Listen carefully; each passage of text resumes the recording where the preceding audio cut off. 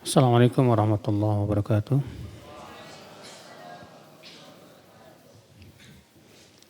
Innal hamdalillah nahmaduhu wa nasta'inuhu wa nastaghfiruh wa na'udzu billahi min shururi anfusina wa min sayyiati a'malina. Man yahdihillahu fala mudilla lahu wa man yudlil fala hadiya lahu. Wa asyhadu an la ilaha illallah wahdahu la syarika lah. Wa asyhadu anna Muhammadan abduhu wa rasuluh. Qala Allah Ta'ala fi kitabihil karim, ya ayyuhalladzina amanu taqullaha haqqa tuqatih wa la tamutunna illa wa antum muslimun, amma ba'd. Kita lanjutkan ibu-ibu dan bapak sekalian, hadis 422. Waruwiya an Mitham rajulin min ashabin Nabi sallallahu alaihi wasallam qala balaghani anna al-malak yaghdu bi rayatihi ma'a awwali man yaghdu ila al-masjid fala yazalu biha ma'ahu hatta yarji'a fayadkhula biha manzilah wa anna syaitan yaghdu bi rayatihi ila as-suqi ma'a awwali man yaghdu fala yazalu biha ma'ahu hatta yarji'a fayudkhilaha manzilahu. Rawahu Ibnu Abi Asim wa Abu Nuaim fi ma'rifati sahabah wa ghairiha.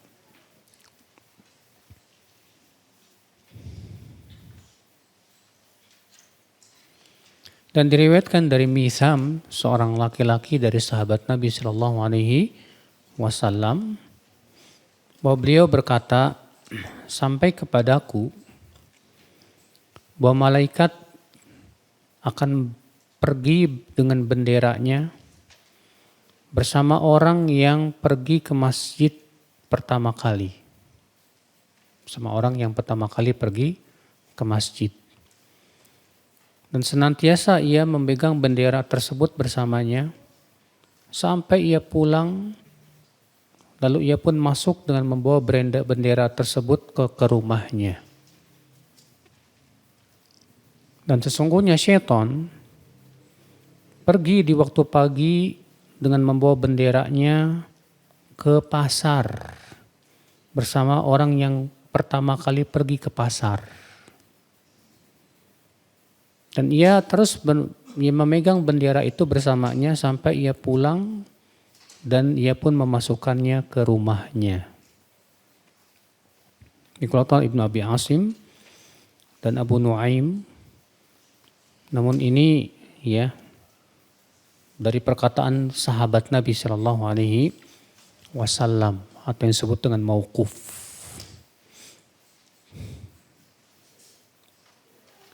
Akan tetapi ya walaupun mauquf bisa dihukumi sebagai marfu karena ini bukan berasal dari ijtihad. Ya. Hadis ini menunjukkan Bapak dan Ibu keutamaan orang yang pertama kali pergi ke masjid.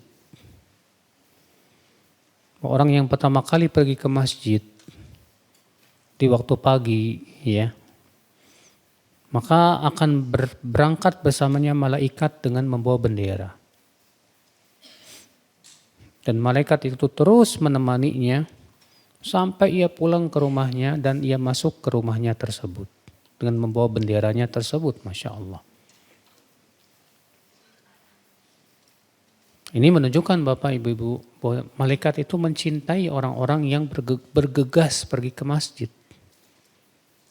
Ya, mencintai orang-orang yang bergegas menuju kebaikan. Makanya kan kita disuruh oleh Allah ya segera bergegas. Allah berfirman wasari'u ila maghfiratin mir rabbikum. Hendaklah kalian bersegera bergegas kepada ampunan dari Rabb kalian. Ya. Hadis ini juga menunjukkan ibu-ibu dan bapak sekalian celaan terhadap orang yang pertama kali masuk pasar. Karena kata Nabi SAW, setan pergi ke pasar dengan membawa bendera bersama orang yang pertama kali pergi ke pasar. Iya. Ternyata Masya Allah setan itu senang pergi ke pasar, Bu. Makanya dia pergi bersama orang yang pertama kali pergi ke pasar. Berarti kita nggak boleh pergi ke pasar dong Ustadz. Boleh nggak masalah. Iya, cuman usahakan jangan yang pertama kali masuk pasar. Belum ada orang, kita udah masuk pertama kali. Iya. Dan usahakan tentunya ibu-ibu kalau kita masuk pasar, jangan lupa doa masuk pasar. Ibu-ibu apal nggak Bu? Apa Bu? Doa masuk pasar apa? Zikir masuk pasar. La ilaha illallah wahdahu la syarikalah lahul mulku walahul hamdu yuhyi wa yumit wa huwa hayyun la yamut.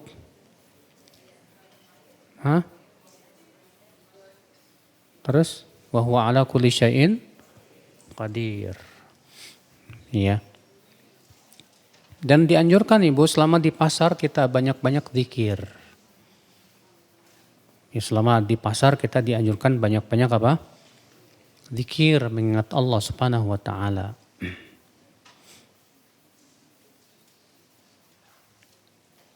Hadis berikutnya 423. Wa an Abi Bakar bin Sulaiman bin Abi Hathmah anna Umar ibn al-Khattab radhiyallahu anhu faqada Sulaiman ibn Abi Hathmah fi salati subhi wa anna Umar ghada ila as-suqi wa maskanu Sulaiman bainal masjid was-suqi famarra ala shifa ummi Sulaiman faqala laha lam ara Sulaiman fi as-subhi faqalat innahu bata yusalli faghalabatu aynah faqala Umar la an ashhada salat as-subhi fi jama'ah ahabbu ilayya min an aquma laylah. Rawahu Malik. Dari Abu Bakar bin Sulaiman bin Abi Hathmah bahwasanya Umar bin Khattab pernah kehilangan Sulaiman bin Abi Hathmah di salat subuh. Dan bahwasanya Umar setelah sholat subuh pergi ke pasar. Sementara rumah Sulaiman bin Abi Hathmah itu letaknya antara masjid dan pasar. Maka Umar pun melewati Syifa. Siapa Syifa? Yaitu ibunya Sulaiman bin Abi Hathmah. Lalu Umar bertanya kepadanya, tadi kok aku tidak melihat Sulaiman di sholat subuh, kenapa ya? Kata ibunya, semalam ia sholat semalam suntuk. Sehingga ketiduran dia. Sehingga dia tidak ikut sholat subuh berjamaah. Apa kata Umar? Lan ashhada sholat subhi fi jamaah. Ahabbu ilayya min an aquma laylah. Aku menyaksikan sholat subuh berjamaah lebih aku sukai daripada sholat malam semalam suntuk. Ya. Di sini Masya Allah ibu-ibu menunjukkan ya bahwa sholat subuh berjamaah itu lebih utama jauh dibandingkan dengan sholat malam. Maka salah kalau ada orang yang lebih mengejar sholat malam lalu sholat subuh berjamaahnya dia tinggalkan. Ini untuk laki-laki ya. Kenapa? Karena sholat subuh berjamaah itu hukumnya wajib apa sunnah? Wajib. Sedangkan sholat tahajud hukumnya apa? Sunnah. Bagaimana kita hendak lebih mengejar yang sunnah? Gara-gara itu akhirnya kita malah meninggalkan sesuatu yang sifatnya wajib. Maka Umar di sini mengajarkan. Kata Umar, aku menyaksikan sholat subuh berjamaah lebih aku sukai daripada aku sholat malam semalam suntuk. Ya, Masya Allah. Nah, di sini Ibu sebagai sebuah pelajaran buat kita bahwa jangan sampai kita demi mengejar yang sunnah malah melalaikan yang wajib. Salah besar. Karena yang wajib jelas lebih didahulukan daripada yang sunnah. Yang wajib lebih dicintai oleh Allah daripada yang sunnah. Makanya Rasulullah SAW bersabda dalam hadis qudsi, Allah Ta'ala berfirman, "Wa ma taqarraba ilayya 'abdi bi syai'in ahabbu ilayya mimma aftaradtu 'alaih." Tidaklah hambaku bertakarub kepadaku dengan sesuatu yang lebih aku sukai dari yang aku wajibkan. Berarti ibadah yang wajib itu lebih disukai oleh Allah, lebih dicintai oleh Allah daripada ibadah yang sunnah. Ya. Mencari nafkah hukumnya wajib tidak, Bu? Wajib. Ya. Sedangkan itikaf di masjid hukumnya apa? Sunnah. Tapi ada orang, Pak, demi untuk itikaf di masjid 3 hari, 7 hari, 40 hari, dia malah meninggalkan mencari nafkah buat anak dan istrinya. Ya. Padahal itikaf di masjid 3 hari, 7 hari, 40 hari juga nggak ada syariatnya. Ya. Ini jadi kalau kita dihadapkan pada 2 amal, coba kita lihat nih, mana yang wajib, mana yang apa? Yang sunnah. Nah, kalau kita sudah lihat dulu, oh ini wajib, ini sunnah, maka dahulukan yang mana? Yang wajib. Ibu kalau lagi dzikir pagi dan petang, terus suaminya minta, dzikir pagi dulu atau melayani suami, Bu? Jelas harus, karena melayani suami hukumnya apa? Wajib. Dzikir pagi dan petang hukumnya apa? Sunnah. Ya. Nah ini kita harus cerdas. Ya, kalau misalnya ada 2 amal yang bertabrakan, yang harus kita pilih salah satunya, maka kita harus cerdas, harus faqih. Yaitu kita mendahulukan amal ibadah yang lebih dicintai oleh Allah. Kalau dua-duanya wajib gimana, Bu? Kalau dua-duanya wajib, maka kita dahulukan yang fardu ain daripada yang fardu apa? Kifayah. Ya. Kalau dua-duanya fardu ain gimana? Kalau dua-duanya fardu ain, maka kita lihat mana yang paling besar maslahatnya. Ya. Itu yang kita ambil. Makanya ada seorang laki-laki berkata, "Ya Rasulullah,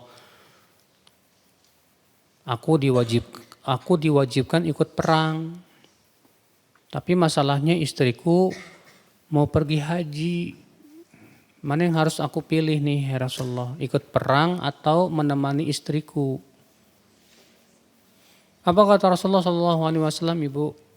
"Idhab wa hujja ma'amra'atik." Pergi kamu dan hajilah bersama istrimu.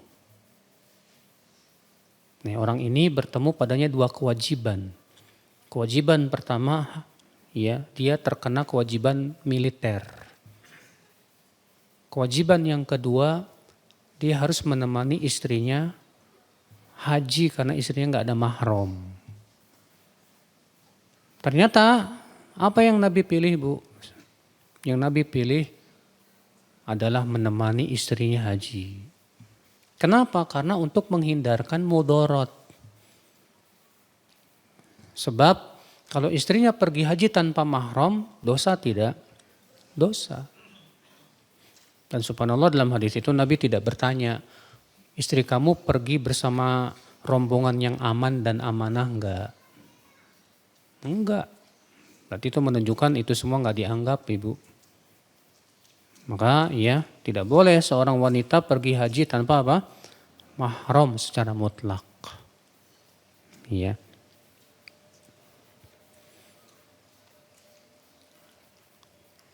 Hadis ini kita ambil faedah yang kedua. Hadis itu ini menunjukkan seorang imam hendaklah memperhatikan jamaahnya.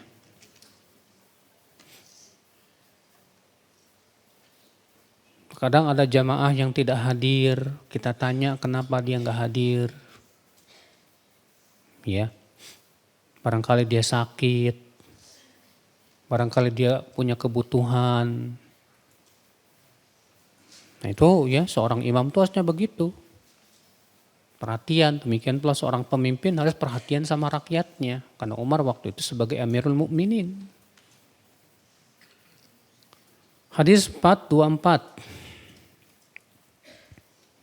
Wa an Abi Darda radhiyallahu anhu 'anil Nabi sallallahu alaihi wasallam qala man masya fi dhulmatil laili ila al masajidi laqiya Allah azza wa jalla binurin yaumal qiyamah.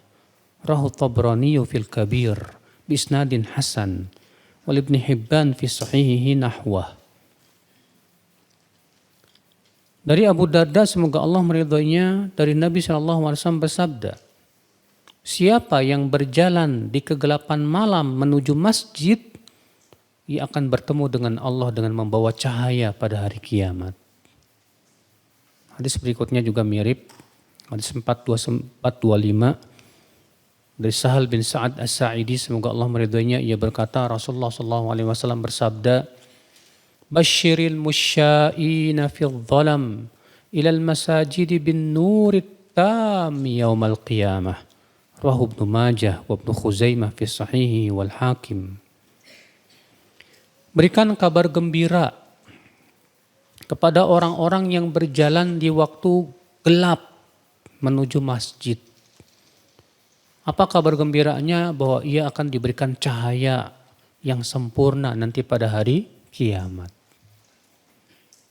Masya Allah, hadis ini menunjukkan ibu-ibu ya, keutamaan orang yang pergi ke masjid dalam kegelapan malam.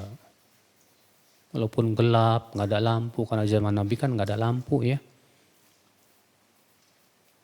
Cuman kalau di zaman sekarang Bu, alhamdulillah, zaman sekarang mah enak, jalannya udah pada terang. Cuma masalahnya yang gelap tuh hati kita. Ya. Jalannya terang, hatinya gelap, mau pergi ke masjid susah. Musibah. Kalau hatinya yang terang, walaupun jalannya gelap Bu, jalan dia. Ya. Saya pernah ya bertemu dengan seorang laki-laki yang Masya Allah saya bilang ini hebat luar biasa Bu. Dia tinggal di pedalaman daerah Sumatera. Dia bilang, ya alhamdulillah rumah saya dengan masjid itu 5 kilo. Dan kalau ke masjid harus melewati hutan. Tapi alhamdulillah kata dia saya tidak pernah sekalipun absen dari sholat berjamaah. Ajib kata saya. Antum sholat subuh berangkat jam berapa? Jam 3. Ya, melewati kegelapan begitu, iya. Ya saya bawa senter lah kata dia. Antum nggak takut ada harimau apa? Ya saya tawakal sama Allah. Allah, saya bilang Bapak lebih baik dari saya ini Pak. Kalau saya belum tentu berani Pak. Bayangkan ya. Makanya orang ini luar biasa. Rumahnya 5 kilo. Ke masjid juga harus ngelewatin apa? Hutan dan perkebunan. Dalam keadaan gelap. Tidak pernah absen sholat berjamaah. Berangkat jam 3 lagi jalan kaki. Pak. Bayangkan kalau rumah kita 5 kilo dari masjid. Padahal kita punya motor. Punya mobil tetap aja males. Nah ini nggak pakai mobil, nggak pakai motor, jalan kaki lagi. Iya. Ini luar biasa Pak Bu. Ini Masya Allah. Orang seperti ini berhak mendapatkan cahaya yang sempurna nanti pada hari kiamat. Iya. Kita masuk ke bab at-tarhib min tarki huduril jamaah li ghairi udhrin. Ancaman meninggalkan sholat berjamaah tanpa ada uzur. Karena sholat berjamaah pendapat yang rajih hukumnya wajib. Sebagaimana sudah pernah kita bahas ya sebelumnya. Hadis 426. Wa an Ibnu Abbas radhiyallahu anhuma anna an-nabiy sallallahu alaihi wasallam qala Man sami'an nida'a falam yujib fala salata lahu illa min udhrin. Rawahul Qasim bin Asbaq fi kitabih wa Ibnu Majah wa Ibnu Hibban fi sahihihi. Siapa yang mendengar adzan tapi dia tidak mendatangi, maka tidak ada sholat untuknya kecuali kalau ada uzur. Maksudnya apa? Tidak ada sholat untuknya. Apakah maksudnya tidak sah sholatnya, Pak? Iya. Maksudnya kata para ulama, sholatnya itu tidak sempurna. Bukan tidak sah, saya sah. Cuman masalahnya dia berdosa. Kenapa? Karena dia tidak apa? Tidak mendatangi masjid. Ya. Maka ini ancaman nih buat orang yang tidak menghadiri, tidak pergi ke masjid padahal dia mendengar adzan. Dan dia pun sehat, kuat, tidak ada uzur. Tapi dia malas, mau pergi ke masjid malas. Ingat ibu-ibu dan bapak sekalian ya, bahwa malas pergi ke masjid itu termasuk sifat orang munafik. Ini sudah berlalu hadisnya ya. Rasulullah SAW bersabda, asqalus sholati alal munafiqin, sholatul isya wa sholatul fajr. Seberat-beratnya sholat atas orang munafik itu sholat isya dan sholat apa? Subuh. Berarti semua sholat itu ya berat buat orang munafik. Makanya Allah menyifati orang munafik itu apa? Wa idza qamu ila sholati qamu kusala. Apabila mereka berdiri untuk sholat, mereka berdiri dengan malasnya. Bangkit menuju sholat itu malas mereka. Ya. Hadis 427. Wa an Abi Darda radhiyallahu anhu qala sami'tu Rasulullah sallallahu alaihi wasallam yaqul Ma min salasatin fi qaryatin wala badwin la tuqamu fihimus shalah illa qad istahwadha alaihimus syaitan fa alaikum bil jamaah fa innama ya'kulu adh-dhi'bu minal ghanamil qasiyah rawahu Ahmad wa Abu Daud wa Nasa'i wa Ibnu Khuzaimah wa Ibnu Hibban fi sahihaihima wal Hakim. Wa taqaddama hadits Ibnu Mas'ud radhiyallahu anhu wa fihi Walau annakum shallaitum fi buyutikum kama yusalli hadzal mutakhallif fi baitihi lataraktum sunnata nabiyyikum walau taraktum sunnata nabiyyikum la dhalaltum rawahu Muslim wa Abu Daud wa ghairuhuma.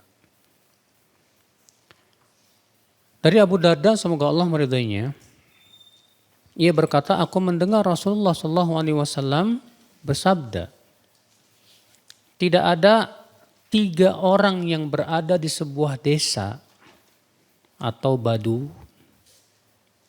Kalau di Saudi itu Bu, disebut desa itu penduduknya enggak lebih dari 5 orang. Itu namanya badui. Kalau bahasa Indonesianya ya. Kalau di Indonesia kan kalau desa itu ya terkadang penduduknya sampai 1.000 orang, Mbak. Kalau di sana penduduknya kalau sampai 1.000 itu sudah disebut Madinah, kota. Iya. Yang disebut desa itu kalau penduduknya ya paling 3 orang atau 5 orang gitu. Kata Nabi SAW, tidak ada sebuah desa yang penduduknya 3 orang, namun tidak ditegakkan padanya sholat berjamaah. Kecuali mereka akan dikuasai oleh setan. Maka hendaklah kalian berjamaah. Karena serigala itu biasanya akan mengincar ya kambing yang sedang sendirian. Dikeluarkan Imam Ahmad, Abu Daud dan Nasai dan Ibnu Khuzaimah serta Ibnu Hibban dalam sahihnya, juga Al-Hakim. Dan telah berlalu hadis Ibnu Mas'ud bahwa beliau berkata, kalaulah kalian sholat di rumah-rumah kalian, sebagaimana orang ini sholat di rumahnya, kalian akan meninggalkan sunnah Nabi kalian. Dan kalau kalian meninggalkan sunnah Nabi kalian, kalian akan tersesat. Iya. Dikeluarkan Muslim dan Abu Daud. Hadis ini menunjukkan ibu-ibu bahwa suatu tempat yang tidak ditegakkan sholat berjamaah itu tempat dikuasai oleh siapa? Setan. Kadang kan kalau di perumahan yang mewah tuh Bu, ada klaster nggak ada masjid sama sekali Bu. Jauh dari masjid, nggak kedengaran masjid. Dan gak ada ditegakkan sholat berjamaah, jangan mau tinggal di situ. Walaupun rumahnya mewah, megah. Kenapa? Karena Nabi sudah menyebutkan bahwa yang kayak gini ini yang dikuasai oleh apa? Syaitan. Usahakan kita tinggal di suatu tempat yang di situ ditegakkan sholat berjamaah, Ibu. Iya. Kenapa? Sebab kalau ditegakkan salat berjamaah tidak akan dikuasai oleh syaitan, kata Rasulullah SAW. Ya. Hadis ini menunjukkan wajibnya salat berjamaah. Sebab kalau misalnya suatu perkampungan tidak ada yang melakukan salat berjamaah, maka syaitan akan menguasainya. Ini mengerikan ya.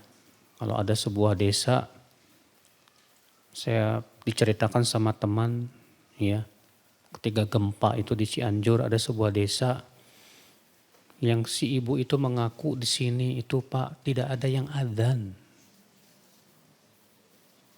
Bahkan kalau ada yang adzan malah dimarahin, katanya ganggu. Ya Allah, ya Rabbi. Iya. Gimana tidak akan dikuasai oleh syaitan Pak? Ya, desa seperti itu, na'udzubillah, nasallallahu salamata wal afiyah.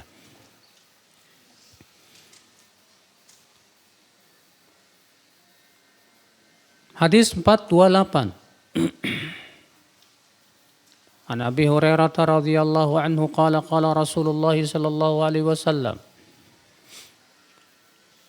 laqad hamamtu an amura fityati fayajma'u li huzaman min hatabin thumma ati qauman yusalluna fi buyutihim laysat bihim illah fa uharriquha alaihim. Dari Abu Hurairah, semoga Allah meridainya, bahwasanya ia berkata Rasulullah SAW bersabda, sungguh aku ingin memerintahkan orang-orangku mengumpulkan kayu bakar. Kemudian aku mendatangi suatu kaum yang sholat di rumah-rumah mereka, gak mau sholat berjamaah. Sementara mereka tidak punya alasan. Lalu aku akan bakar rumah mereka itu.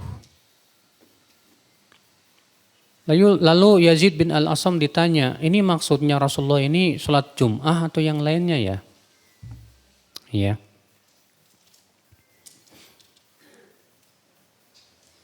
Maka dijawab bahwa ini mencakup semuanya.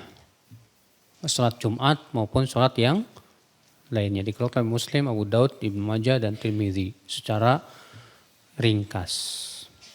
Lihat ibu, bapak, terutama buat bapak-bapak nih. Sampai Nabi SAW ingin membakar rumah orang yang tidak menyaksikan sholat berjamaah, Pak. Tanpa ada alasan. Dengan alasanlah katanya saya sholat berjamaahnya di rumah sama istri sama anak. Tetap Nabi tidak mengizinkan itu. Nabi mengatakan, kemudian aku datangi suatu kaum yang sholat di rumah-rumah mereka itu. Lalu aku akan bakar rumah mereka itu. Tapi Nabi tidak lakukan, kenapa? Karena kan di sana ada anak-anak dan wanita yang memang tidak wajib untuk apa? Ya tidak wajib sholat berjamaah. Ini menunjukkan Ibu bahwa sholat berjamaah itu wajib buat laki-laki nih. Maka Ibu yang punya suami, Bu, jangan pernah membiarkan suami Ibu sholat di rumah. Bilang ke suami, Mas, laki-laki itu sholatnya di masjid, bukan di rumah. Di rumah itu awewe, perempuan. Masa kamu mau jadi kayak perempuan? Ya, pergi sana, kamu kan sehat. Ya, malas ama. Subhanallah, malas. Malas itu sifat orang munafik. Malas sholat itu sifat orang munafik. Hati-hati kamu. Ya. Nah, itu Bu. Jadi Ibu punya suami harus Ibu motivasi supaya pergi apa? Sholat berjamaah. Iya. Hadis 429 wa an Amr bin Ummi Maktum. Semoga Allah meridainya, ia berkata, qultu ya Rasulullah, ana dharirun syasi'ud dar wa liqa'idun la yulayimuni fahal tajidu li rukhsah an usalliya fi baiti. Qala tasma'un nida? Qala na'am. Qala ma ajidu laka rukhsah. Rahu Ahmad wa Abu Daud wa Ibnu Majah wa Ibnu Khuzaimah fi Sahih wal Hakim. Wa fi riwayatin li Ahmad anhu aydan. Anna Rasulullah sallallahu alaihi wasallam atal masjid fara'a fil qaumi riqqah. Faqal, ya, inni la ahummu an aj'ala lin-nasi imaman thumma akhruja fala aqdir ala insani yatakhallaf 'anis shalah fi baitihi illa ahraqtuhu alayhi. Faqala Ibnu Abi Maktum, ya Rasulullah, inna baini wa bainal masjid nakhlan wa syajaran wa la aqdir ala qa'idin kulla sa'atin ayasa'uni an usalliya fi baiti. Qala atasma'ul iqamah? Qala na'am. Qala fa'tiha wa isnadu hadhihi jayyid. Dari Amr bin Ummi Maktum, semoga Allah meridainya, ia berkata, aku berkata ya Rasulullah, aku buta.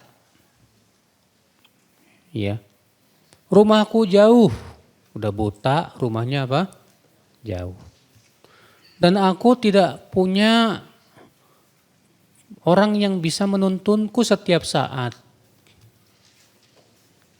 Apakah ada keringanan untukku, hai Rasulullah, untuk sholat di rumah? Apa kata Rasulullah SAW? Kamu mendengar adzan tidak?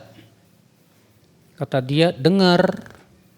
Kata Rasulullah, aku tidak mendapatkan keringanan buat kamu. Dikeluarkan Imam Ahmad, Abu Daud, Ibnu Majah, Ibnu Khuzaimah dalam sahihnya dan Al-Hakim. Dan dalam riwayat Imam Ahmad juga bahwasanya Rasulullah SAW pernah datang ke masjid dan ternyata Rasulullah mendapatkan sedikit yang hadir sholat berjamaah. Maka beliau bersabda, aku ingin sekali untuk menunjuk seorang imam, lalu aku keluar dan tidaklah aku dapatkan seorang insan yang tidak ikut sholat berjamaah dan malah sholat di rumahnya kecuali aku akan bakar rumahnya itu.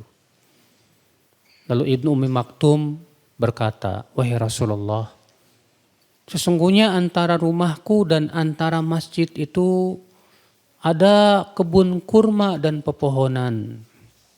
Sementara aku tidak bisa mendapatkan orang yang menuntunku setiap saat. Bolehkah aku sholat di rumahku? Kata Rasulullah, kamu dengar adzan enggak? Kata dia, iya dengar. Kata Rasulullah, kamu harus datang. Iya. Nah, di sini ibu-ibu menunjukkan ya Bu ya, bahwa kalau kita mendengar adzan, wajib kita mendatangi apa? Masjid. Iya. Kalau kita mendengar adzan, wajib kita datang ke masjid. Ini khusus laki-laki ya. Kalau ibu-ibu lebih baik di rumah. Tapi kalau mau ke masjid juga silakan, nggak apa-apa. Iya. Bayangkan ini orang buta, bayang. Yang namanya orang buta itu kan tahu sendiri, Bu. Dalam Al-Quran Allah menyebutkan bahwa orang buta itu termasuk orang-orang yang diberikan keringanan sebetulnya. Iya. Bahkan ini Ibnu Maktum, Bu. Rumahnya jauh dari masjid. Harus melewati kebun kurma lagi. Iya. Ketika ia bertanya, boleh enggak ya Rasulullah aku sholat di rumahku? Apa kata Rasulullah? Kamu dengar adzan enggak? Dengar. Kata Rasulullah, kamu harus datang. Masya Allah. Ternyata Ibnu Maktum walaupun buta tetap datang, Bu. Karena dalam satu riwayat disebutkan bahwasanya ya di perjalanan menuju masjid itu juga bukan hanya melewati kebun kurma, tapi melewati kandang binatang berbisa. Tapi tetap saja Nabi SAW menyuruh Ibnu Maktum untuk datang. Bahkan subhanallah Ibnu Maktum tetap datang, bahkan beliau menjadi muadzin. Ibnu Maktum itu termasuk muadzinnya Rasulullah Sallallahu Alaihi Wasallam. Karena biasanya Bilal bin Rabah kalau sholat subuh, kalau di subuh itu beliau adzan sebelum masuk waktu subuh. Nah, ketika telah masuk waktu subuh, maka yang adzan adalah Ibnu Ummi Maktum. Makanya Rasulullah bersabda dalam hadis, Inna Bilalan yu'adzin bilailin fakulu washrabu hatta yu'adzin Ibnu Ummi Maktum. Sesungguhnya Bilal adzannya di waktu malam. Maka makan minum sahurlah kalian. Sampai kalian mendengar adzannya Ibnu Ummi Maktum. Ya. Tuh lihat ibu, Masya Allah. Walaupun buta tetap jalan ke rumah. Ke masjid. Sementara zaman sekarang banyak yang melek. Bisa melihat. Tapi masalahnya hatinya buta. Mau pergi ke masjid susah, berat, subhanallah. Iya. Hadis ini menunjukkan ibu-ibu bahwa kalau seseorang tidak mendengar adzan maka tidak wajib pergi kemana? Ke masjid. Kalau misalnya rumahnya jauh dari masjid, tidak terdengar padanya apa? Adzan. Ya, karena Nabi SAW mengatakan, ya, kamu mendengar adzan enggak? Dengar hai Rasulullah. Datang. Berarti kalau kebalikannya, kalau Ibnu Maktum menjawab tidak hai Rasulullah, tidak terdengar, pasti Nabi tidak akan mewajibkan dia untuk apa? Datang. Tapi masalahnya itu tadi Pak. Ya, di tempat yang tidak terdengar adzan dan tidak ditegakkan sholat berjamaah dikuasai oleh siapa? Setan. Itu yang jadi masalah. Ya.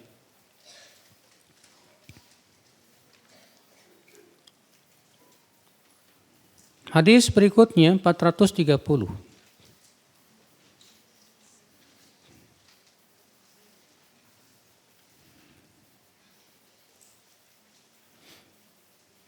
Wa an Abi Hurairah radhiyallahu anhu qala atan Nabiy sallallahu alaihi wasallam rajulun a'ma faqala ya Rasulullah laisa li qa'idun yaquduni ila al-masjid.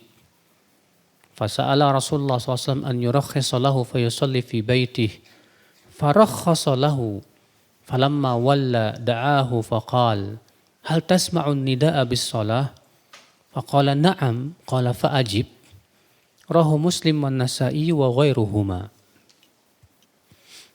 Dari Abu Hurairah semoga Allah meridhoinya, ia berkata, ada seorang laki-laki buta datang kepada Nabi SAW. Lalu ia berkata, "Hai Rasulullah, aku tidak memiliki orang yang menuntunku ke masjid, lalu ia meminta keringanan kepada Rasulullah supaya bisa sholat di rumahnya.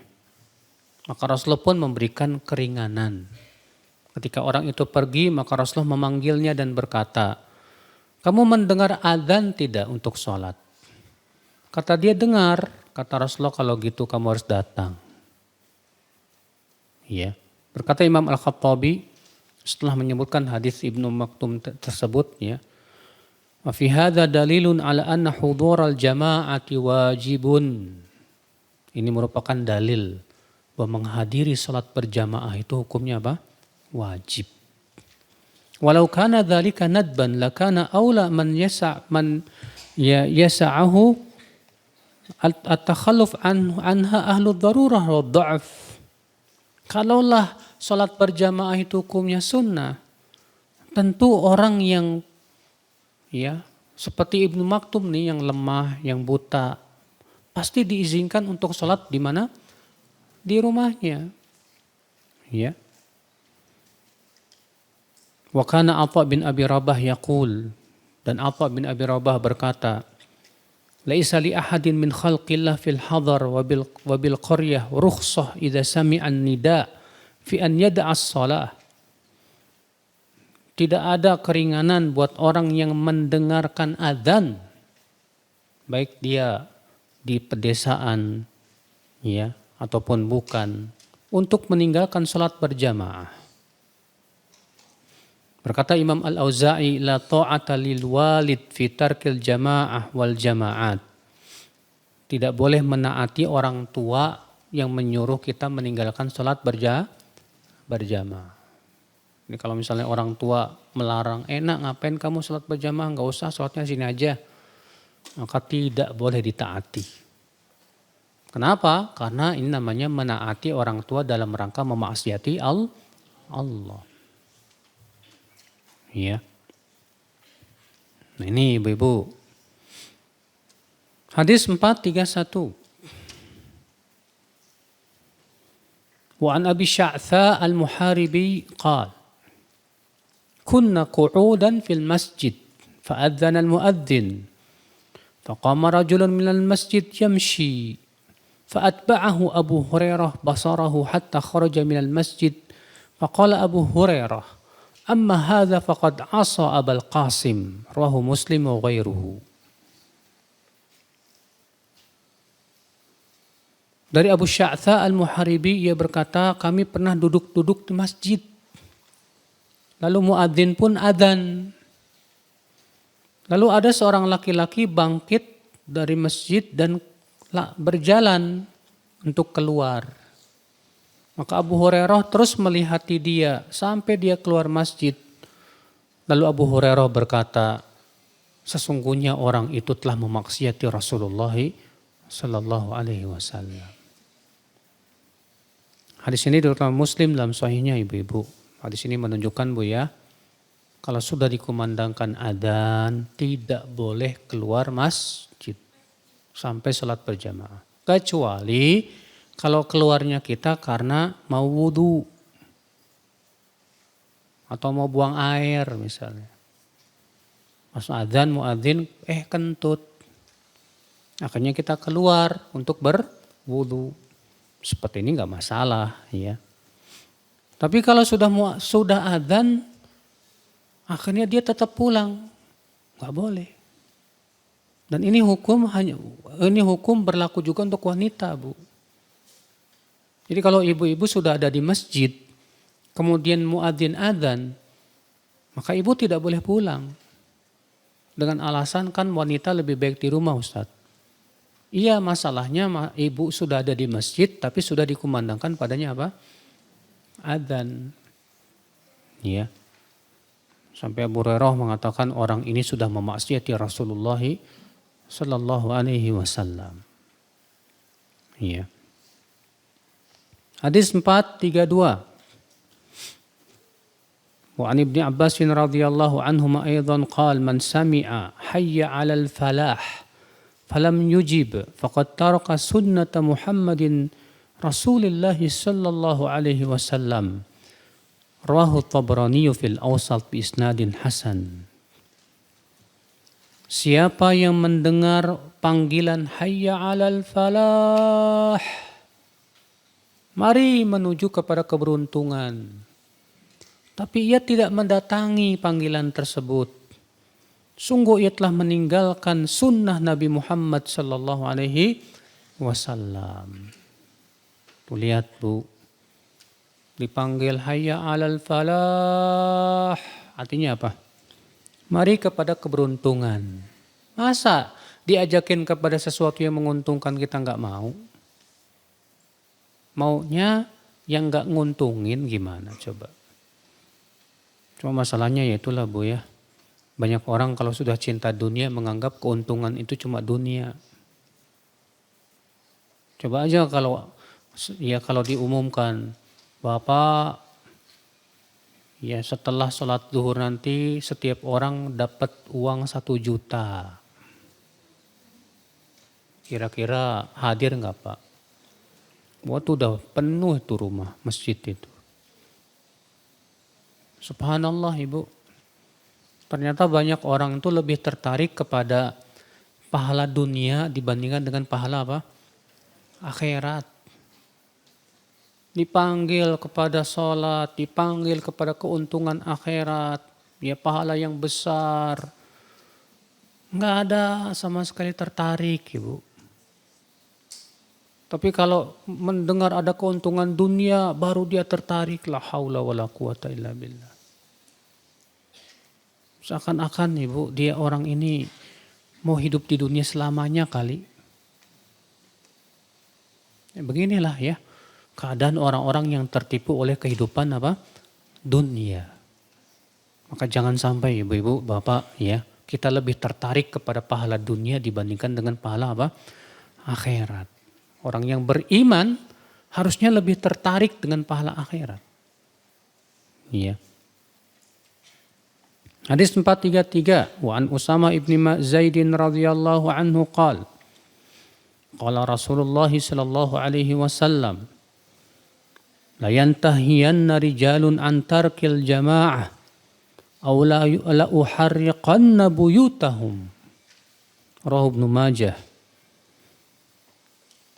Rasulullah SAW bersabda, hendaklah orang-orang para lelaki itu berhenti dari meninggalkan sholat berjamaah, atau aku akan bakar rumah-rumah mereka itu.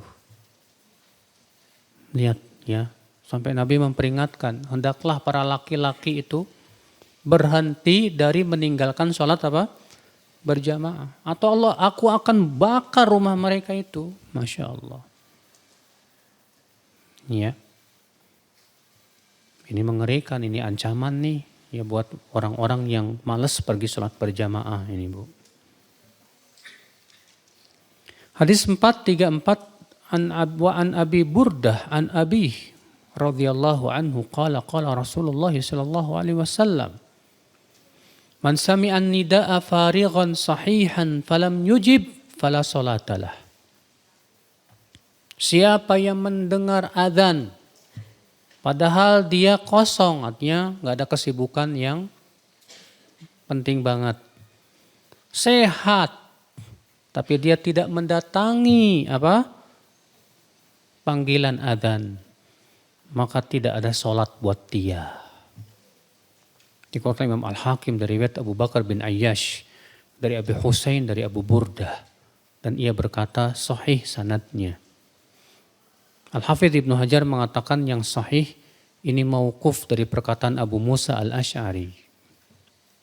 Iya.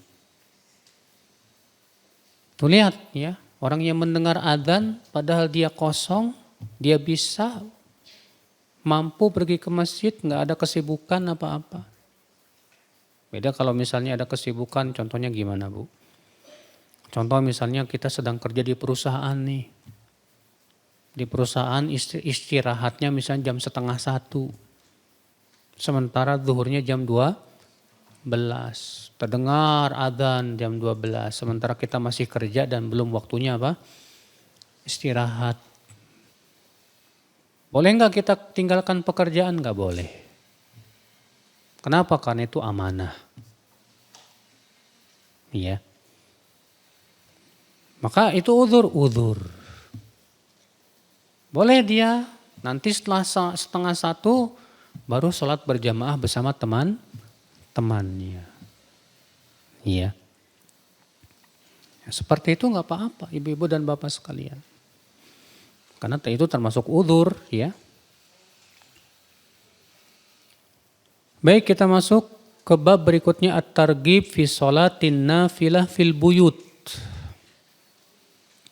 Anjuran untuk sholat sunnahnya di rumah. Kalau sholat masjid di mana? Sholat wajib di mana? Di masjid ya. Kalau sholat sunnah dianjurkannya di mana? Di rumah. Hadis 435.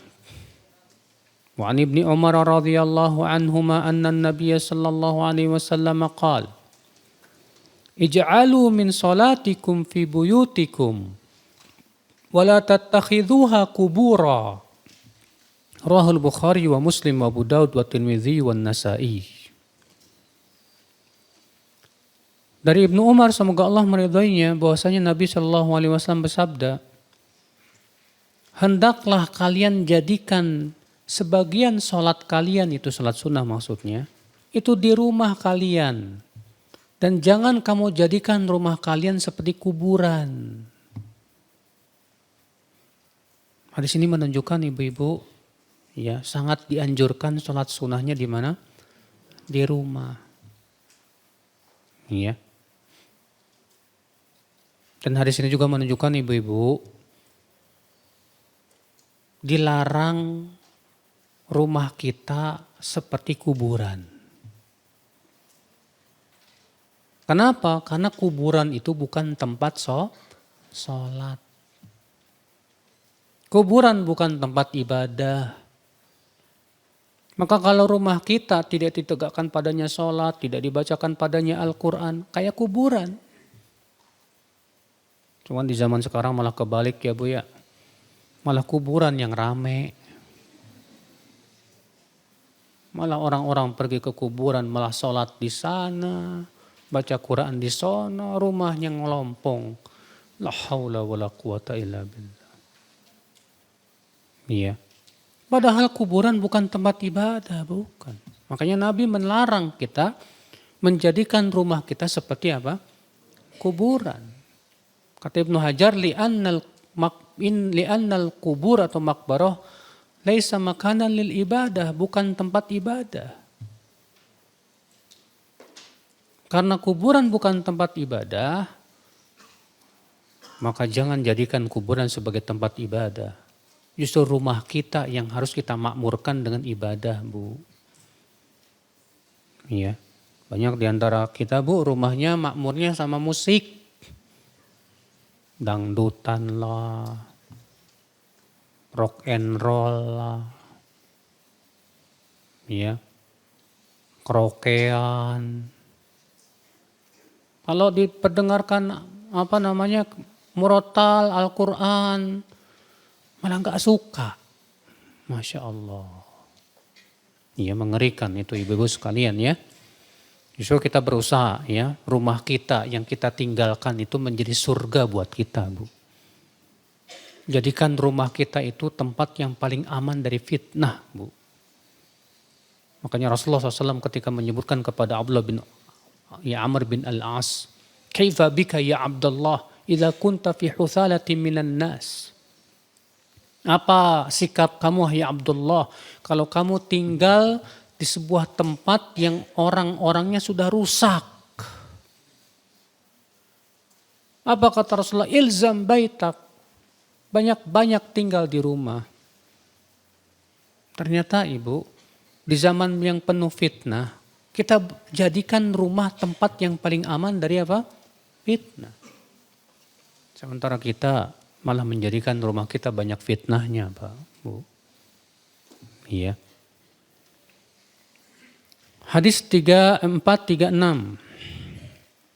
Mu'an Jabir radhiyallahu anhu qala Rasulullah sallallahu alaihi wasallam idza qada ahadukum as-salata fi masjidihi falyaj'al li baiti nasiban min salatihi Fa innallaha ja'ilun fi baitihi min salatihi khaira. Rawahu Muslim wa ghairuhu.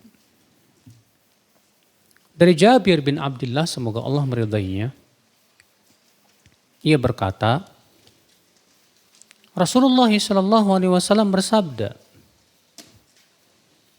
apabila salah seorang dari kalian telah selesai sholat berjamaah di masjid, hendaklah ia jadikan untuk rumahnya bagian dari sholatnya. Karena Allah akan menjadikan kebaikan di rumahnya dengan sholatnya tersebut. Masya Allah. Lihat ibu-ibu ya, Nabi menyuruh ya. Katanya kalau kata Nabi tadi apa? Kalau seseorang sholat berjamaah di rumah, hendaknya sholat sunnahnya di mana? Kalau sholat berjamaah di masjid, maaf. Ya, sholat berjamaah di masjid, hendaknya sholat sunnahnya di rumah. Supaya apa? Karena selupanya Bu, sholat sunnah di rumah itu akan memberikan kebaikan dalam rumah kita.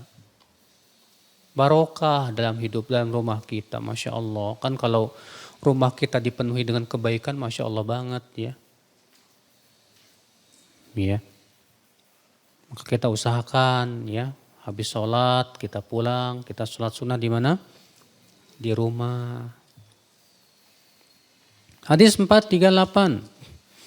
Wa Nabi Musa al-Ash'ari radhiyallahu anhu anin Nabi sallallahu alaihi wasallam qala Mathalul baiti alladhi yudhkaru Allahu fihi wal baiti alladhi la yudhkaru Allahu fihi mathalul hayy wal mayyit rawahul Bukhari wa Muslim.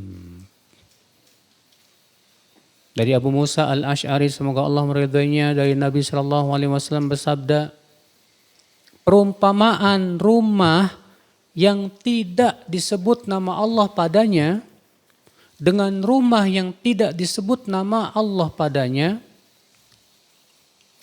ya, perumpamaan rumah yang disebut nama Allah padanya dengan rumah yang tidak disebut nama Allah padanya, itu sama dengan orang yang hidup dan orang yang mati. Masya Allah, bayangkan Pak Bu, kalau rumah kosong dari zikir, kosong dari sholat, kosong dari baca Quran, itu kata Rasulullah kata kayak mayat itu. Jadi rumah mayat itu hakikatnya rumah apa? Rumah yang tidak disebutkan padanya nama Allah sama sekali. Itu rumah mayat tuh Bu. Iya. Tapi kalau rumah kita Masya Allah ditegakkan sholat di situ, sholat sunnah, baca Quran dan yang lainnya, Masya Allah, Alhamdulillah. Itu rumah hidup Ibu. Iya. Itu rumah yang dihadiri para malaikat Ibu. Malaikat-malaikat rahmat akan masuk ke rumah yang seperti itu. Makanya kan kita berusaha ya, bagaimana caranya supaya rumah kita dimasuki oleh malaikat apa? Rahmat. Sementara kita senangnya ngusir malaikat rahmat Bu. Dipajang foto keluarga, dipajang foto kita lagi nikah sama istri. Itu kan mengusir malaikat rahmat itu. Ya, siapa ibu-ibu yang masih majang fotonya di rumah, segera turunkan Bu. Karena kata Rasulullah, malaikat tidak akan masuk ke rumah yang ada padanya anjing dan gambar. Ya.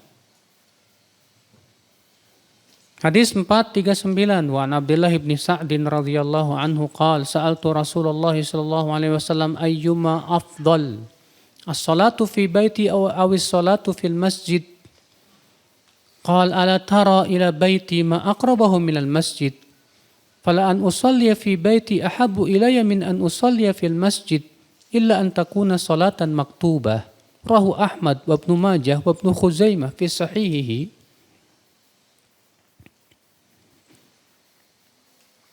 Dari Abdullah bin Sa'ad, semoga Allah meridainya, aku bertanya kepada Rasulullah SAW, hai Rasulullah, mana yang lebih utama, solat di rumahku atau solat di masjid?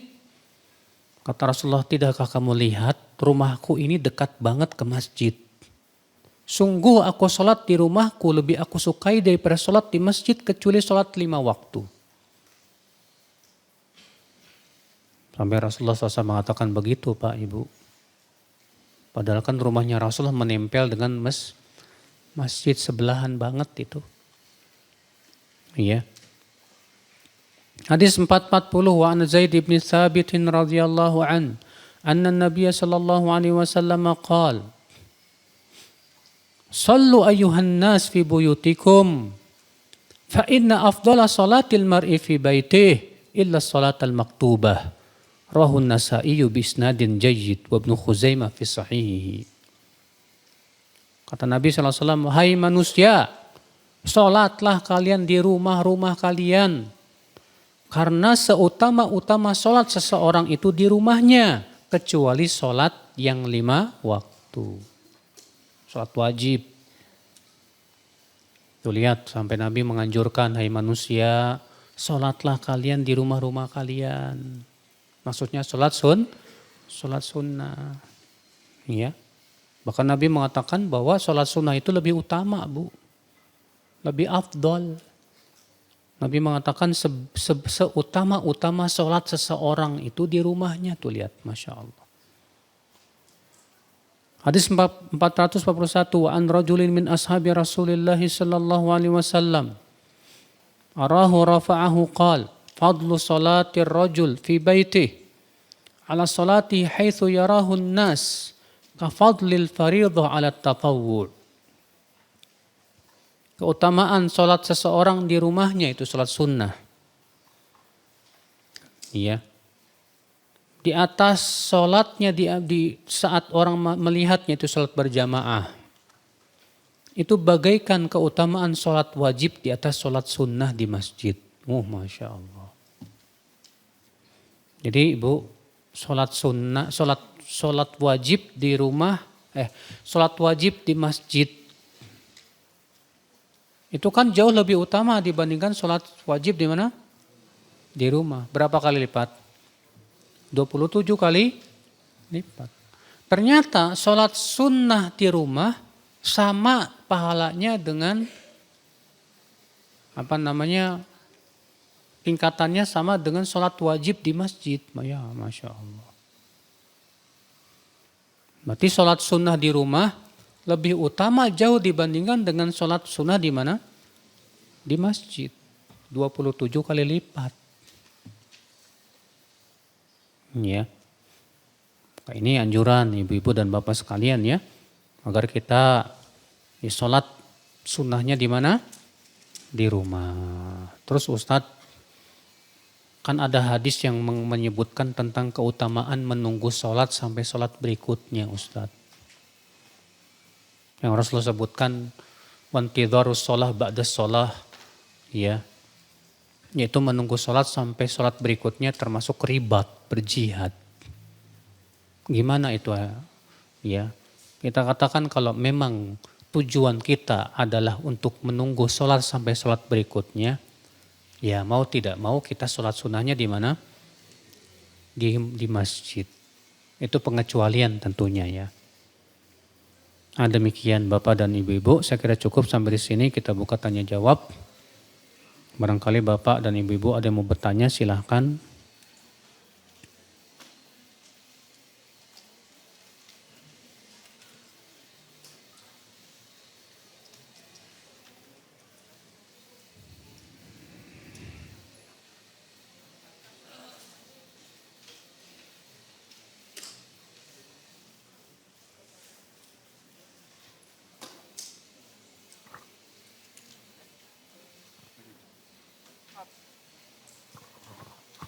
Bismillahirrahmanirrahim.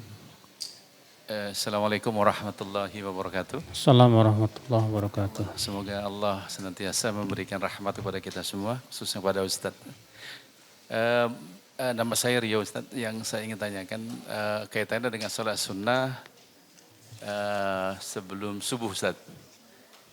Kebetulan rumah saya itu juga sama Ustadz. Ibu-ibu mohon jangan ngobrol Bu ya. Dekat dengan masjid Ustadz. Jadi apakah sebaiknya tadi dengan yang disampaikan Ustadz itu kita sholat sebelum subuh itu di rumah, kemudian menjelang iqomah kita baru datang, atau memang sebaiknya di masjid Ustadz? Melihat keutamaan di rumah tadi, sunnah lebih utama dari sholat sunnah di masjid. Kebiasaan Rasulullah SAW, beliau sholat qobliyah subuhnya di rumah, bukan di masjid. Makanya kalau memang rumah kita dekat dengan masjid dan kita bisa sholat qobliyah subuhnya di rumah, usahakan di rumah. Apalagi sudah kita sebutkan tadi keutamaannya yang besar, ya. Bahwa sebaik-baik atau seutama-utama sholat seseorang itu di rumahnya, kecuali sholat 5 waktu. Ya, demikian Pak. Bagaimana hukum menitipkan doa kepada orang yang berangkat umroh atau haji agar dibacakan di depan Ka'bah atau di Raudhah? Ini nyusahin. Ya.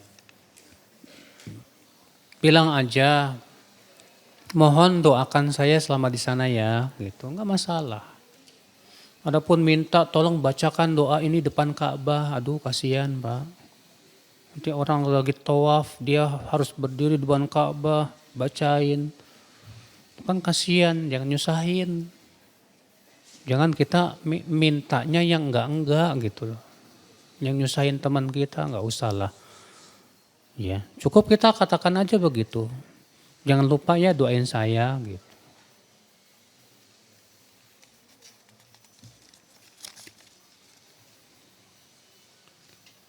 Apa perbedaan Yaumul Bid, puasa di tengah bulan?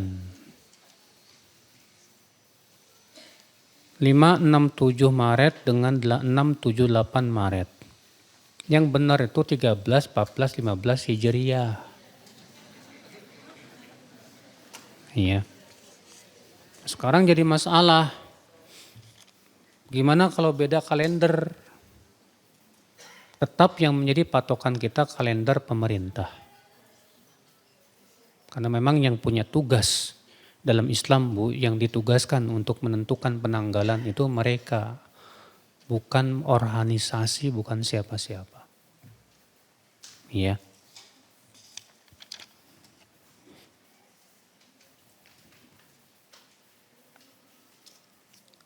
Apakah seorang yang terkena gangguan jiwa, yaitu skizofrenia, tidak dapat membedakan mana yang realita, mana hayalan, kepribadian ambang, dengan itu semua bisa disebut ODGJ? Ketika dia melakukan dosa-dosa, apakah termasuk yang diangkat pena catatan amalnya? Yang jadi masalah, saat dia melakukan dosa itu sadar apa gelo? Kalau dia sadar, kita tanya lagi, dia tahu nggak itu dosa? Iya. Kalau dia tahu, maka tetap berdosa. Makanya orang gila, yang memang gilanya tidak terus-menerus, terkadang gila, terkadang enggak. Maka saat gilanya itu dimaafkan. Dan saat dia tidak gila, maka tidak dimaafkan. Kalau dia tahu itu dosa. Jika kita sholat saat sujud tertutup dengan mukena yang kita pakai, apakah sholat kita sah? Sah tapi makruh. Ya, para ulama membedakan antara kain yang menempel dengan tubuh kita dengan kain yang lepas. Adapun kalau kain yang tidak ada hubungannya dengan tubuh kita seperti sajadah, tikar, dan yang lainnya, maka Nabi melakukan itu. Adapun kain yang menempel dengan tubuh kita seperti ibu sujud di atas baju kita misalnya. Ini boleh kalau memang keadaannya dibutuhkan saja. Seperti saat sangat dingin atau sangat apa? Ya sangat panas. Makanya disebutkan dalam hadis, ya para sahabat pernah sholat zuhur bersama Rasulullah SAW, saking panasnya mereka sujud di atas apa? Baju-baju mereka. Berarti itu menunjukkan mereka tidak pernah melakukan sholat di bagian baju mereka saat tidak ada dibutuhkan. Sah sholatnya tapi makruh. Iya. Ibu-ibu jangan ngobrol. Kenapa ya ibu-ibu kalau tanya jawab tuh selalu ngobrol? Iya. Ustadz, apakah jika dahulu kita lalai atau meninggalkan puasa Ramadan tanpa udzur syar'i, apakah perlu diqadha Ustadz? Khilaf para ulama tentang orang yang meninggalkan Ramadan tanpa udzur. Apakah dia wajib mengqadha ataukah dia tidak ada qadha baginya dan tidak ada manfaatnya qadha buat dia? Jumhur ulama mengatakan dia tetap wajib mengqadha. Sementara Syekh Albani merojihkan pendapat yang mengatakan tidak ada qadha untuknya karena di qadha pun gak ada manfaatnya. Kenapa? Karena dia tinggalkan tanpa udzur. Sebab kalau yang ditinggalkan tanpa udzur bisa diqadha, ini namanya meremehkan, Pak. Iya.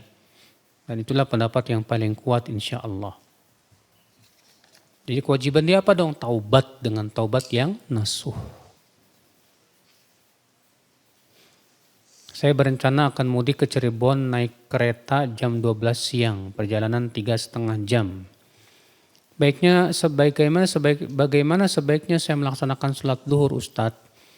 Apakah di kereta di awal waktu atau saat sampai di Cirebon jamak ta'khir? Ada sebuah hadis riwayat Abu Daud. Nabi SAW apabila berangkat safarnya sebelum zuhur, beliau akhirkan zuhur di waktu asar dan dijamak dengan jamak ta'khir.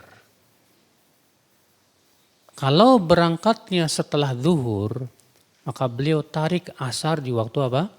Zuhur dengan jamak takdim. Nah jam 12 udah masuk zuhur belum?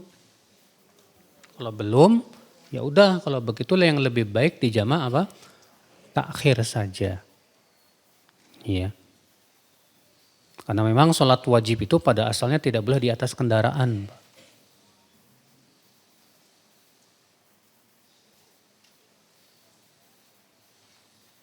Bagaimana sebaiknya sholat wajib bagi suami saya Ustadz saat di Cirebon?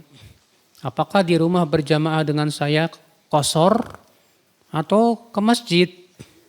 Ketahuilah, musafir tidak wajib sholat berjamaah.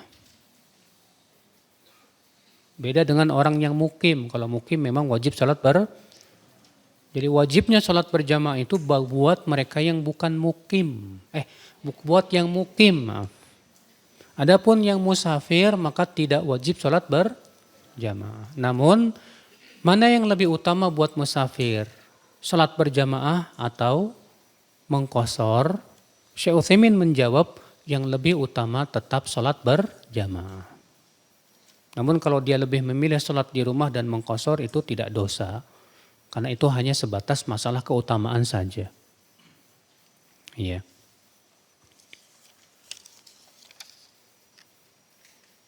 Bagaimana menasihati suami agar lebih rajin sholat di masjid Ustadz? Sudah saya usahakan agar sekalian menjemput anak yang mengaji di masjid. Bagaimana agar beliau rajin lagi berjamaah di masjid? Ini memang membutuhkan akidah ya. Kalau akidahnya lemah ya kayak gitu Pak Bu. Coba Ibu bacakan saja sama Ibu hadis-hadis dan ayat tentang keutamaan memakmurkan masjid. Bilang, Mas, Masya Allah ini ada hadis bagus banget loh. Tentang keutamaan kemana? Ke masjid. Bahkan di sini Nabi mengancam loh Mas. Iya. Cuma terkadang ya itu kalau rasa takut kepada Allahnya kurang dibacain 1000 ayat juga cuek aja. Kenapa? Ya karena ngikutin hawa nafsu. Ya. Maka yang perlu diperbaiki pada waktu itu apanya? Akidahnya.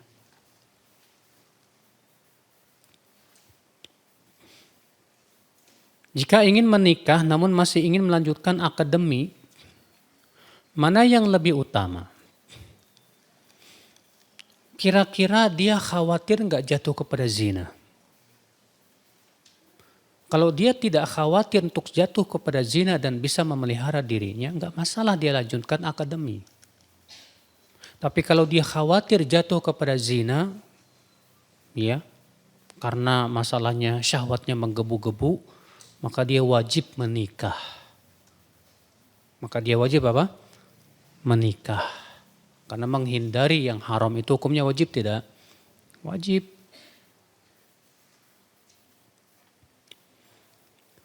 Apa hukumnya mengucapkan doa ini kepada orang yang ulang tahun? Barakallahu fi amrik. Ulang tahunnya sendiri enggak sesuai dengan Islam.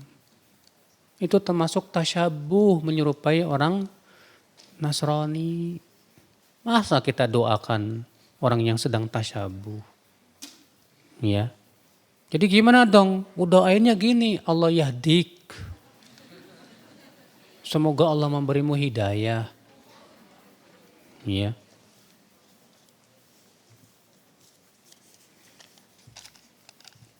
Ini kertas kosong, nggak ada tulisannya ini.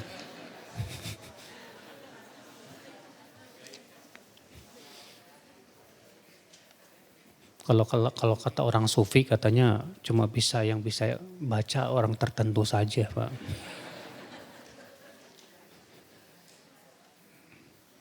Apakah boleh sholat di rumah dibangun di atas kuburan? Waduh. Kalau jelas di dalam rumah kita ada kuburan, mendingan jangan. Kalau memang di dalam rumah kita ada kuburan, lebih baik apa? Jangan. Iya.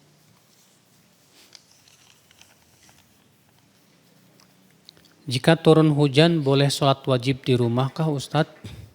Hujan yang bagaimana ya Ustadz? Para ulama mengatakan bahwa hujan termasuk udzur bolehnya kita tidak pergi kemana? Ke masjid. Namun batasannya yaitu yang membuat kita sulit. Yang menyulitkan kita. Adapun kalau tidak menyulitkan kita, maka tetap lebih baik kita pergi kemana? Ke masjid.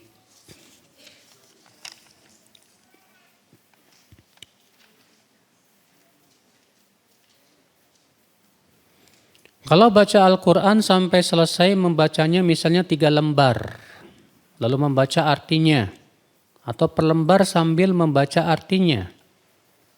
Kalau membaca Al-Quran saja tidak membaca artinya boleh enggak? Pertama Ibu, membaca Al-Quran tanpa artinya saja tetap dapat pahala. Karena Rasulullah SAW sabda, man qara Al-Quran falahu bikulli harfin hasanah wal hasanatu bi asyri amthaliha. Siapa yang membaca Al-Quran maka ia mendapatkan kebaikan dalam setiap hurufnya. Yaitu 10 kebaikan dalam setiap huruf. Namun kalau kita membaca artinya dan kita jadi paham itu jauh lebih utama. Itu jauh lebih apa? Lebih utama. Jadi yang lebih bagus gimana Ustadz? 3 lembar dulu lalu baca artinya, atau kalau misalnya per ayat langsung baca artinya lebih bagus. Ya, setiap ayat setelah itu baca artinya, setiap ayat kita baca artinya. Ya. Sehingga pada waktu itu kita paham betul ayat per ayatnya.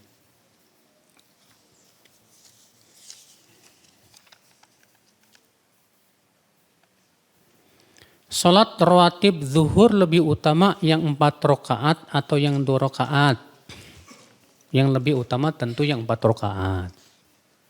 Kecuali kalau memang ya orangnya sibuk misalnya. Hanya bisa 2 rakaat ya udah. Dan untuk zikir petang apakah ada batasan waktu sampai maghrib saja atau bagaimana? Disebut petang itu dimulai dari setelah asar Pak Bu. Iya, sampai isya. Jadi kalau kita baca setelah maghrib gak masalah. Karena itu masih waktu apa? Petang, sore. Suami saya kalau sholat subuh rajin banget Ustadz, gak pernah lalai. Tapi kalau sholat duhur, asar, maghrib, dan isya malah di rumah, aduh. Terus kalau sholat di rumah gak mau jadi imam bersama istri, maksudnya berjamaah, yang saya tanyakan apakah suami saya bilang orang munafik? Ya janganlah Bu, masa ibu bilang ke suami kamu munafik, salah. Tidak boleh menyebut munafik kecuali orang yang munafiknya munafik besar. Apa itu munafik besar? Yaitu orang yang menyembunyikan kekafiran dan memperlihatkan keimanan. Adapun orang Islam yang jatuh kepada perangai kemunafikan, pelakunya tidak disebut munafik. Tapi pelakunya disebut fasik. Ya. Maka kewajiban ibu motivasi, Mas. Jangan cuma sholat subuh saja. Nabi menyuruhnya itu semua sholat, Mas. Bawakan dalil-dalilnya dari Al-Quran, hadis. Ya.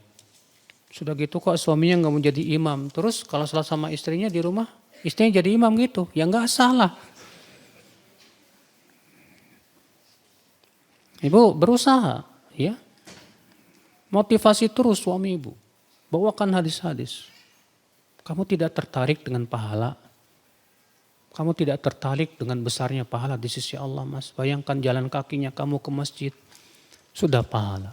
Selama kamu di masjid, dapat doanya malaikat. Bawakan supaya dia termotivasi itu. Iya. Hadis yang berjalan dalam kegelapan tadi itu berlaku nggak ya buat yang naik kendaraan, Ustadz? Ya. Berlaku juga, cuman tetap lebih utama yang berjalan kaki. Ya. Saya punya penyakit mah, sehingga perut saya kadang terasa kembung dan terasa jika waktu sholat sering mau buang angin.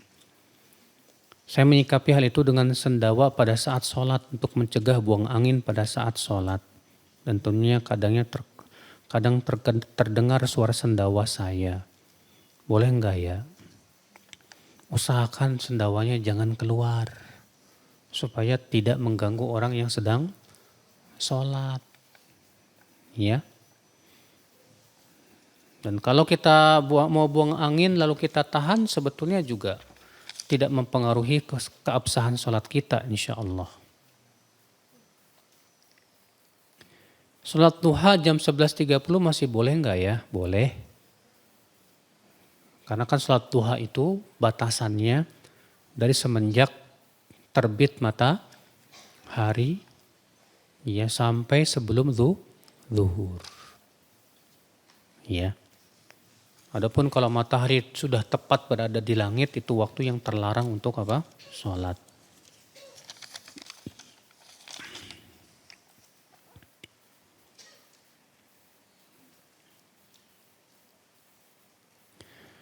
Mohon solusinya, rumah tangga saya berantem mulu karena beda akidah. Sampai bosan, Ustaz. Pusing saya. Ya itulah memang Pak.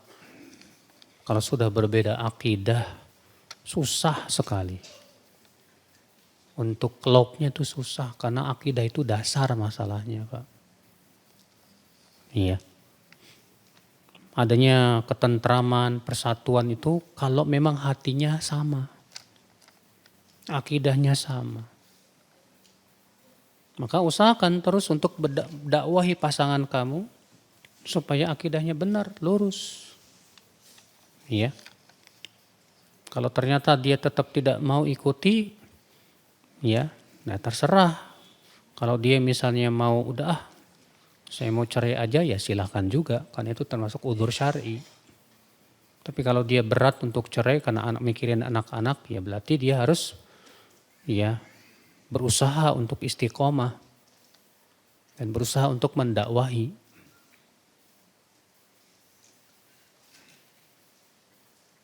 Kalau di tanah suci, sholat di masjid atau di hotel ya Ustadz? Begini Bu, kenapa Nabi SAW menganjurkan wanita sholat di rumah? Apa alasannya, apa ilatnya wanita itu dianjurkan sholat berjamaah, sholatnya di mana? Di rumah. Karena keluarnya wanita itu fitnah.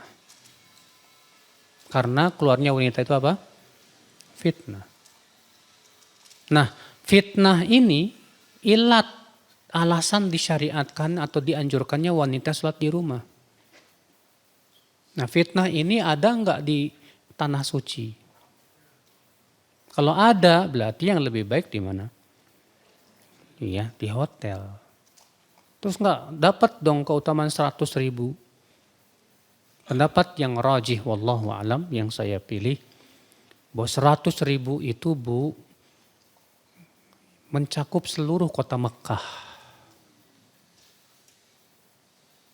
Kenapa? Karena Allah menyebutkan kota Mekah itu sebagai Masjidil Haram. Allah berfirman, innamal musyrikuna najasun fala yaqrabul masjidal harama ba'da amihim hadha. Sesungguhnya orang musyrikin itu najis, tidak boleh mereka mendekati Masjidil Haram setelah tahun ini. Apa yang dimaksud dengan Masjidil Haram dalam ayat itu? Itu kota Mekah secara keseluruhan. Iya. Berarti itu menunjukkan bahwa sholat di kota Mekah secara keseluruhan pahalanya 100.000. Iya. Wallahu a'lam. Baik, saya kira cukup sampai di sini. Semoga yang sampaikan bermanfaat. Yang benar itu semuanya dari Allah. Dan yang salah itu dari kekurangan ilmu saya dan dari syaitan. Wabillahi taufiq. Subhanakallah bihamdik. Asyhadu an la ilaha illa anta astaghfiruka wa atubu ilaik. Assalamualaikum warahmatullahi wabarakatuh.